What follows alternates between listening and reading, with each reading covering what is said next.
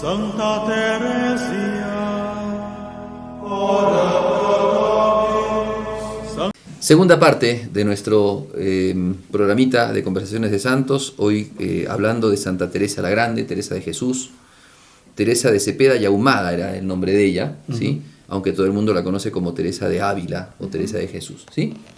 Bueno, habíamos quedado en la parte anterior de nuestro programa en que Santa Teresa, bueno, ya había ingresado al Carmelo, tuvo esa grave enfermedad y después de la grave enfermedad, bueno, tiene que vivir 3 años postrada en el Carmelo hasta que más o menos se recupera, pero queda con una salud resquebrajada, ¿sí?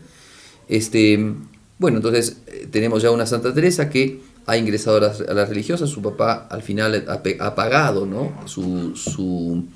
esa dote que pagaban antiguamente, ¿no? Para su hija.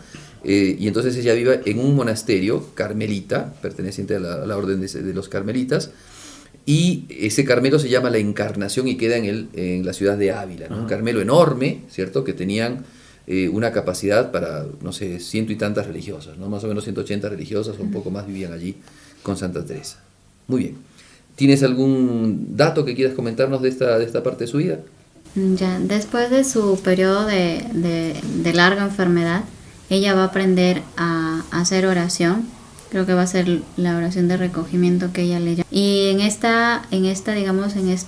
aprendizaje de la oración, también va a tener mucha disposición a enseñárselo a las personas más allegadas religiosas dentro de su orden. Y ella, bueno, va un poco a experimentar también cómo es muy necesario que las religiosas se formen y que se formen también en una vida de oración, ¿no? Y aquí también ella va a vivir una vida mucho más holgada, porque ella llama a esta vida de religiosa como que una vida de celda, pero una celda cómoda con todas las cosas y con las visitas, con los tiempos muy atareados, pero no en una relación o en una unión con Dios, sino en una relación constante de estar en el barullo de las visitas y en los honores, ¿no? Es lo que ella va a un poco costarle y también a cuestionarle mucho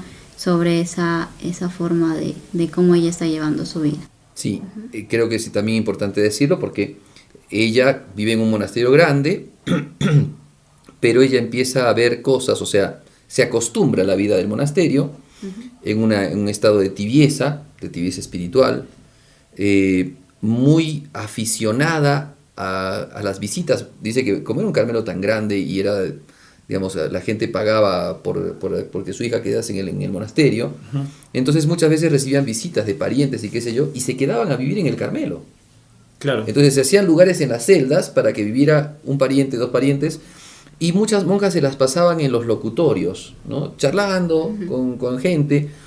Y eso dice que Cristo le va a recriminar a Santa Teresa, porque hay que decir también que ya en ese tiempo Cristo le manifiesta cosas. Santa Teresa tiene momentos de espiritualidad intensos y también tiene experiencias extraordinarias, ¿no? Digamos, de presencia de Cristo. Jesucristo se muestra a Santa Teresa, le habla. Entonces, Cristo le recrimina a Santa Teresa ese tipo de vida mundana, ¿no? Cuentan también los biógrafos que Santa Teresa, o cuenta Santa Teresa en realidad esto, ¿no? De que ella se pasó mucho tiempo en tibieza al punto tal de que no rezaba. O sea, ya siendo religiosa y qué sé yo, no rezaba. Dice que pasaba los ratos de oración contando las baldosas de la iglesia. Y se sabía cuántas baldosas tenía la iglesia. O sea, imagínense las distracciones en las que caía, ¿no? En el tiempo de la oración. Hasta que tiene un momento clave de conversión, ¿no? De conversión dentro del Carmelo. Entonces, esto es una cosa que está metida, es la laxitud en la vida religiosa que vivían esas monjitas, ¿no? Esa laxitud que las llevaba a tener una vida mundana, una vida de muchas comodidades, o sea, vivían en esa manera de consagrarse de los religiosos, ¿no? Que es en pobreza, castidad y obediencia, pues ellas no vivían favorecidas en la pobreza porque vivían con regalos, vivían, ¿no? con cosas, con halagos de otras personas. Toda la comodidad en su celda, ¿no? Exacto, entonces no tenían había... todo, tenían todo. Exacto, no había ascetismo, y si bien hacían penitencia, acuérdense, no era tampoco una vida de monjas o de personas ajenas a Dios, había penitencias y habían cosas así, pero se vivía en un gran relajamiento, ¿no? Cosa que Santa Teresa va primero a acostumbrarse, después Cristo le va a hacer ver de que eso no puede ser así, ¿no? Bien, hay creo que en esto podemos contar una anécdota de un Cristo que le habla a Santa Teresa, porque Santa Teresa era la sacristana, dice, y un Cristo le habla a Santa Teresa. Un Cristo crucificado. Claro, crucificado, sí. que viene a la sacristía, le habla a Santa Teresa y le dice, ¿hasta cuándo? ¿No? O sea, la puso en vereda. ¿Hasta cuándo vas a seguir así, no? Y ahí es cuando Santa Teresa empieza a dar el cambio de vida. Claro, sí. Claro, y a lo que Santa Teresa le va a responder a Jesús, ¿no? Movida por esa visión. Jesús, haz que no te falle más, ¿no? Y ella va ahí a empezar su periodo de conversión. Y bueno, en esto de la oración, Santa Teresa también va a decir que Dios le mostró el infierno que si de seguir así le estaba preparado, ¿no? Sí, tuvo visiones del infierno. Una de ellas fue en ese tiempo, ¿sí? Una de ellas fue en ese tiempo, en donde justamente lo que le hizo ver Jesucristo era el lugar que le estaba reservado en el infierno si ella no se convertía. Tremendo, tremendo. Así que imagínense como para no convertirse. Esto está también importante de decirlo, ¿no? Después otra cosa interesante de este tiempo, creo que es ya entonces esta vida que va llevando Santa Teresa, este cambio, ¿no? en la mirada de la vida religiosa, en el ascetismo propio, y después lo que decías tú de la oración de recogimiento, porque como decíamos en la primera parte de este programa, se decía que las religiosas no tenían capacidad para hacer oración mental. Y Santa Teresa justamente es la gran reformadora, por eso es que ella pertenece a este grupo de reformadores que se le llama en realidad contrarreformadores, ¿no? Porque la reforma era la protestante y ellos fueron contrarreformadores porque hicieron ver cómo dentro de la iglesia se puede hacer una reforma sin salirse de ella, como hizo Lutero. Claro. Entonces, esta reforma es una reforma grande, no solamente en el Carmelo, sino en toda la vida religiosa femenina, porque hace ver claramente que las religiosas, claro que pueden tener una vida profundamente contemplativa, ¿no? Entonces, y la escuela de oración de Santa Teresa empieza justamente con este modo de rezar, que es la oración de recogimiento, que no es invento de ella a su vez la ha estudiado, la ha leído antes de otro autor, pero ella le va a dar una forma muy especial, ¿no? Muy linda. En el libro Camino de Perfección, ella tiene datos acerca de la oración de recogimiento, es muy, muy bonito. Ahora, algo más para decirles es que ella después va a decir, ¿no?, que la oración tiene que estar muy en relación con quién es la persona y qué es lo que hace la persona. O sea, a veces se intenta que la oración tenga un molde. Es cierto que muchas veces nuestra oración tiene que tener una pedagogía, tiene que tener una metodología, ¿cierto? Tenemos que rezar de esta manera. Pero no podemos encasillar a todos en la misma manera de oración. Claro. Cada persona es distinta. Y ella, por ejemplo, tuvo muchos frutos en su vida de juventud con una oración sencilla, de comunicación con Cristo. Y esas oraciones sistemáticas, digamos, a ella no le servían. La hicieron más bien bajar en su tiempo de vida espiritual. Pero ella, como tenía que vivir la obediencia religiosa, no sabía discernir. Entonces ella, por eso echa mucho la culpa a los sacerdotes no letrados. Ella llama así, y eso también es una llamada de atención para todos los sacerdotes, para todos nosotros, porque dice que esos sacerdotes no letrados le impidieron a ella su crecimiento espiritual. Porque ella, por hacer caso no al fondo de lo que es la oración, sino a esas formas externas de la oración, impidió su crecimiento profundo en la vida espiritual. Y entonces allí ella, por eso dice que en sus conventos tiene que buscar, que sería muy bueno conseguir sacerdotes letrados para poder instruir a las monjas, para poder conducir a las monjas en un camino de vida espiritual serio y que vayan avanzando, no haciéndolas quedar solamente sobre una misma cosa y reteniendo la vida espiritual, ¿no? Entonces claro. Está bueno ese dato también que acabas de decir tú. ¿Sí? Bueno, ella va a ser maestra de oración, va a enseñar cómo podemos a veces estar con una oración vocal, a veces podemos entrar en una oración ya más de recogimiento, Y incluso ya, bueno, ella habla de una oración más de unión contemplativa, ¿no?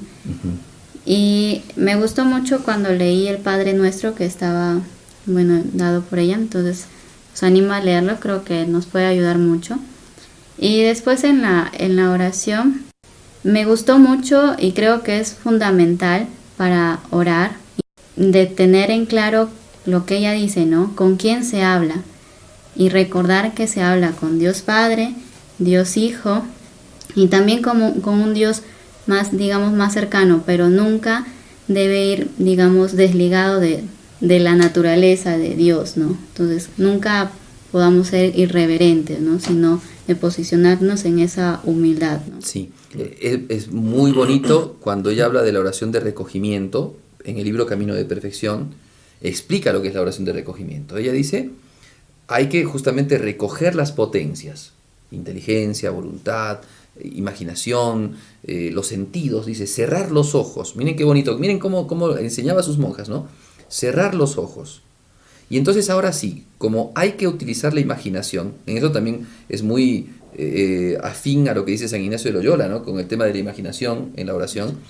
Ella dice que la imaginación es la loca de la casa. Entonces hay que tenerla atada, ¿no? Hay que utilizarla, pero hay que tenerla atada, hay que saberla llevar bien, porque si no, ella te dispersa en la oración. Entonces decía ella, ¿no? Imaginarse. Entonces, miren qué bonito como para las chicas, para las monjitas, imaginarse a Cristo, dice, ¿no? Entonces cierras tus ojos, eso es recogimiento, cierras tus sentidos y te recoges en ti mismo. Y dentro entonces, ¿qué vas a encontrar? Piensa en Jesucristo, míralo al Señor, mírale su rostro, el Señor está sentado en su trono, ahí tú puedes acercártele, y acercándotele entonces lo puedes ver su semblante, puedes ver sus ojos, y entonces viéndolo así, habla con Él. Entra en contacto con Él. Él es tu Señor, Él es tu Dios. A las monjas le decías tu divino esposo. Tienes que amarlo como Él te ama a ti. Y entonces en eso empieza la oración de recogimiento. Así empieza la oración. Con una entrevista, digamos, como una entrevista con Cristo. O sea, basta que tú te cierres a ti misma, o sea, te cierres a tu alma, ¿no? O sea, cierres tu alma, no que te encierres en ti mismo, ¿no? Sino que cierres tus sentidos a las cosas del mundo, a las cosas de afuera, para que entres en contacto con Cristo, y ahí sí, háblale de corazón, ¿cierto? Con tu corazón arrepentido, humilde, dócil a este Dios que es tu Señor, y que también en el caso de las religiosas es tu divino esposo. Háblale. Entonces, cuéntale lo tuyo y escucha que Él te habla de lo suyo. Entonces, a partir de ahí vienen todas las consecuencias. Claro. A partir de ahí viene todo. Viene, por ejemplo, el hecho de que a las monjas que ella va a reformar, que eso no hemos hablado todavía, pero nos queda mucho por decir, les aseguro, a las monjas que ella fundó, que son las carmelitas, las descalzas, ¿no? O las de la Reforma de Santa Teresa, ella les va a decir, ¿no? Nosotros estamos acá en el convento para rezar por los sacerdotes, para rezar a Cristo y para rezar de una manera tal en donde la esposa se encuentre como el esposo, ¿no? El esposo está coronado de espinas y flagelado. ¿Cómo van a estar las esposas? Van a estar llenas de placeres, llenas de regalos, llenas de fama, No, tienen que estar como Cristo, también coronadas. Y por eso pide Santa Teresa una oración viril. Miren qué interesante, ¿eh? Pide una oración viril, no una oración romanticoide, una oración sensiblera, sino una oración viril. Esto es muy bueno porque decía que las religiosas tenían que tener esa compostura, de tener una determinación a rezar y a vivir una vida espiritual muy profunda, muy seria, ¿no? Bien, entonces eso en cuanto a oración, o sea, muchos más, si habláramos del libro Camino de Perfección, el libro Las Moradas de Santa Teresa, ¿cierto? Ese libro también nos habla, o el Castillo Interior también se le llama, nos habla justamente de los estadios de la vida espiritual, ¿no? De cómo uno va creciendo en los estadios de la vida espiritual, pero no tenemos tiempo para hablar de eso, que sería otro es otro tema, claro, muy grande. Otro elemento para hablar de ellas son el comienzo de sus fundaciones, ¿no? Porque no le gustan a las monjas la vida que está llevando Santa Teresa. Claro. Ese convento de la Encarnación era un convento laxo y no querían la vida que tenía Santa Teresa. Entonces Santa Teresa dice, bueno, listo, no quieren vivir esta vida, no quieren vivir una vida de mayor recogimiento, ¿quién quiere vivirla? Entonces del Carmelo, de ese monasterio, le acompañan unas religiosas y ella pide permiso para hacer una fundación. O sea, ya se entiende que ella está en una vida espiritual muy intensa, muy, muy grande. Ella además por lo que ha leído, por ser una mujer muy inteligente, porque hemos hablado un poco de las facciones externas de Santa Teresa, pero hay que hablar también de lo interno. Era una mujer inteligente. Y era una mujer que tenía una gran muñeca, ¿no? O sea, que tenía una gran capacidad de atracción por los demás, y también tenía una capacidad de gobierno. O sea, para las demás personas era una persona que sabía llevar las cosas, y tenía una gran capacidad de emprendimiento. Entonces, con ese grupo de religiosas, funda el Carmelo de San José, ¿no? En la misma ciudad de Ávila. Y entonces en ese Carmelo hace la primera comunidad y empieza a vivir con una regla distinta, es decir, no estaban escritas aún las reglas, después las empieza a escribir ella, pero empiezan a tener una vida más de austeridad, ¿no? Ella quería vivir con mucha austeridad, sin ningún relajo, sin ningún tipo, con mucha austeridad. Inclusive ese tema de las ermitas de niños, ¿no? que querían construir los niñitos y qué sé yo, hace también un Carmelo que sea ermitaño, es decir, las monjas que quisieran vivir en ermitas, que vivan en ermitas, pero también les da la posibilidad a las monjas de tener momentos de recreación. Claro. Dice dos momentos, ella ve que tienen que tener las religiosas 2 momentos de recreación en el día, en donde puedan dedicarse también a la amistad, a la alegría, de que las monjas tienen que ser así, que tienen que estar en esa actitud. Entonces, bueno, todo eso, ¿no? Y va fundando monasterios aquí y allá, y eso también le trae un montón de dificultades, un montón de persecuciones, sí. Gente que la odia, los mismos carmelitas, las mismas carmelitas. Bueno, hay un sinfín de cosas, de anécdotas para contar de Santa Teresa aquí en este momento, desde el hecho de que tiene que volver porque la llaman para ser nuevamente monja en el Carmelo de la Encarnación, y la hacen superiora en el Carmelo de la Encarnación, donde ven muchas monjas que no la querían, y tiene que aguantarse años viviendo en el Carmelo de la Encarnación cuando ella quería vivir otro tipo de vida y no se la dejaban, hasta que después, bueno, la sueltan nuevamente, vuelve al Carmelo de San José, y a partir de ahí empieza a hacer las fundaciones. Y ella va a escribir otro libro que se llama justamente el libro de las fundaciones. En este momento es cuando ya se conoce con San Juan de la Cruz, ¿verdad? ¿No? Y claro. Ella con 40 y casi 50 años, entre 45 y 50, y San Juan de la Cruz con 24 años dan inicio, ¿no? A la reforma de todo lo que es el Carmelo, ¿no? Sí, ahí justamente ella anima, ¿no? Ella ve el talante de San Juan de la Cruz, ese cura jovencito, pero lleno de sabiduría. Es un poeta San Juan de la Cruz además también, y lleno de amor a Jesucristo, y se da cuenta que comulgan perfectamente en las cosas que tienen que ver. Entonces ella anima a San Juan de la Cruz a también realizar lo mismo, una reforma también en la orden carmelitana de varones. Claro. ¿Ya? Entonces, bueno, ahí empieza todo este asunto. Ella ha tenido contacto, porque también esto es muy bueno decirlo, saberlo. Ella ha tenido contacto con grandes santos. Claro. Con los santos justamente los grandes contrarreformistas, ¿no? Ella ha estado en contacto con San Pedro de Alcántara. Que le decía, era tan delgado que le decía que estaba hecho de raíces. Bueno, exacto. Sí. Pero ¿sabes por qué? No, porque San Pedro de Alcántara no comía nunca. Sí, pues es verdad. Hay un libro, el libro del padre Rollo Marín, Teología de la Perfección Cristiana, cuenta justamente cuando habla de estas gracias extraordinarias y de estas penitencias extraordinarias que solamente Dios las puede mantener. Que contaba, por ejemplo, que San Pedro de Alcántara, que era un hombre penitente, pero a más no poder, le preguntaron cuál era la penitencia que más le costaba, y él dice: dejar de comer. Al principio, los primeros meses te cuesta mucho, después ya va pasando, dice. Pero no comía, se alimentaba de la Eucaristía San Pedro de Alcántara. Bueno, y este hombre es el que le ayuda a Santa Teresa en muchas ocasiones, ¿no? Y es uno de los que ella pregunta para poder hacer las fundaciones. Claro. Veía su sabiduría, veía su santidad, entonces le pide a él, le pregunta, ¿no? por el tema de fundar.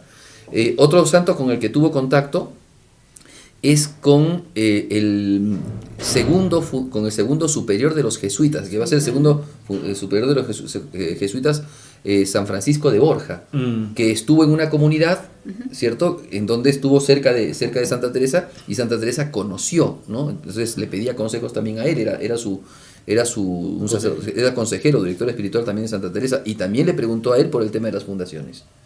Bien, después era conocido de ella el gran maestro espiritual San Juan de Ávila, ¿ok?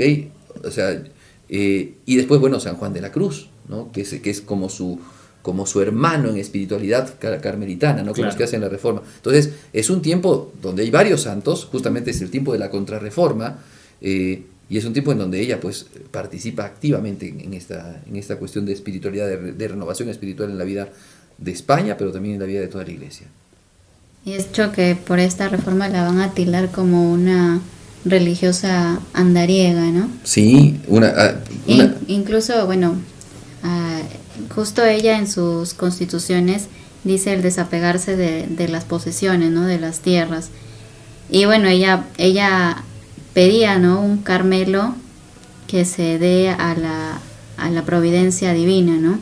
Entonces aquí Santa Teresa cuenta que hace mucho escándalo en la ciudad, y lo cual los sacerdotes la van a ver mal, ¿no? Y le van a decir, estás causando esto, ¿no? Y ella va a sufrir mucho, ¿no? A causa de esto. Claro, sí. Tenemos que ya terminar, ¿cierto? Nos ha quedado pero muy cortito el tiempo. Santa Teresa es para hablar muchísimo, tenemos muchas cosas, muchos datos de ella misma, ¿no? Que nos cuesta mucho también resumirlos, porque si uno resume también se deja de lado un montón de cosas, ¿no? Bien, entonces, cosas que creo que hay que tomar en cuenta en Santa Teresa, ¿no? Como enseñanzas para nosotros. Primero, por ejemplo, nos hace ver cómo en la vida espiritual hay una vida de sequedad espiritual. Ella ha vivido grandes periodos de sequedad espiritual, ¿ya? En donde ella ha vivido asedia espiritual inclusive, ¿no? Cuando ella estaba en ese periodo en el Carmelo, en donde, como les digo, contaba las baldosas de la iglesia, es un tiempo de sequedad espiritual. También ha vivido sufrimientos, ¿no? Sufrimientos de todo tipo. Imagínense los sufrimientos físicos de esas enfermedades, Dios mío, que la dejaban tullida, la pobrecita, ¿no? Claro. Pero también sufrimientos espirituales en orden a la incomprensión, en orden a, por ejemplo, el ver que los propios superiores de la comunidad, el propio obispo, no entienden la manera de vivir que ella quiere tener. El tema de ese discernimiento espiritual, que es separarse de su familia religiosa para fundar una cosa, para vivir un estado de vida de mayor perfección. Eso tiene que haberle costado muchísimo. Y después muchísimo el tema de la humildad que ella pedía vivir, ¿no? O sea, muchas de esas religiosas o muchas personas que se tenían de vida espiritual eran muy afamadas. En el tiempo de Santa Teresa estaban muy de moda las llamadas beatas, y muchas de ellas fingían tener estigmas interiores y dones carismáticos. Y Santa Teresa está en total oposición de una espiritualidad desencarnada. Ella adora eso es una cosa muy importante en la espiritualidad de Santa Teresa. Ella adora la humanidad de Cristo. Sí. El Señor se ha hecho carne. La humanidad de Cristo es adorable. Cristo, entonces, en esa humanidad nos muestra cómo uno, siendo hombre, no hay que ser ángel para ser santo, ¿no? Uno, siendo un ser humano, con la gracia de Dios, con su vida espiritual, puede hacerse santo, porque el Hijo de Dios se hizo hombre. Entonces la naturaleza humana ha quedado ennoblecida cuando uno adora a Jesucristo, ¿no? La naturaleza humana de Jesucristo ha quedado ennoblecida, y uno es adorable y puede adorar. Entonces, las cosas humanas, la oración hecha, ¿no? Con el corazón, con los sentimientos, son oraciones que también sirven muchísimo para el servicio y alabanza de Dios Todopoderoso. Bien, entonces, y después en eso, los escritos que ella tiene, cómo entonces ha marcado un punto, es un punto de referencia para todo lo que significa la oración contemplativa, no solamente de religiosas, sino también de los varones, de todos nosotros, ¿no? Claro. Es una gran maestra de vida espiritual y de oración, por eso es doctora de la Iglesia, ¿ya? Entonces en eso también una gran fundadora, fundó un montón de monasterios, y los monasterios carmelitas teresianos que hoy día abundan en el mundo son justamente el fruto de esta mujer tan profundamente comprometida con Cristo, ¿no? Tenemos mártires carmelitas, monjas contemplativas que sin embargo son mártires en España, en distintos lugares. Y después monjas carmelitas que también han tenido una enorme vida espiritual. Hemos visto a Santa Teresita del Niño Jesús, que era carmelita teresiana, claro. A Isabel de la Trinidad, ¿no? A Santa Teresa de los Andes, la Juanita, ¿no? Bueno, también una altísima vida espiritual. Y cuántas otras religiosas que el Carmelo ha dado como la santidad. Sí. Bien, entonces, listo, muchas cosas más podemos decir, pero lamentablemente se nos acaba el tiempo, y será también esto para que ustedes, o sea, un incentivo para que ustedes lean la historia de la vida de Santa Teresa. Les aconsejamos, por ejemplo, el libro de la vida, anterior, ¿no? El libro de la vida, el libro de las fundaciones, el camino ¿cómo se llama? El camino de perfección, ¿sí? Y Y bueno, después el libro de la vida, que evidentemente es el que cuenta todas estas cosas, y les aseguro que les va a dejar muchas veces con la boca abierta las cosas que vivió Santa Teresa. Sí. Muy bien, terminamos entonces con la bendición. Les voy a dar la bendición, y bueno, con la bendición también va nuestro mejor deseo de que ustedes sean santos, porque Dios quiere que todos seamos santos como la gran Teresa de Jesús. El Señor esté con ustedes. Y con tu espíritu. Les bendiga el Señor Dios Todopoderoso, Padre, Hijo y Espíritu Santo. Amén. Muchas gracias, chicos. Hasta la próxima. Hasta el próximo, Padre.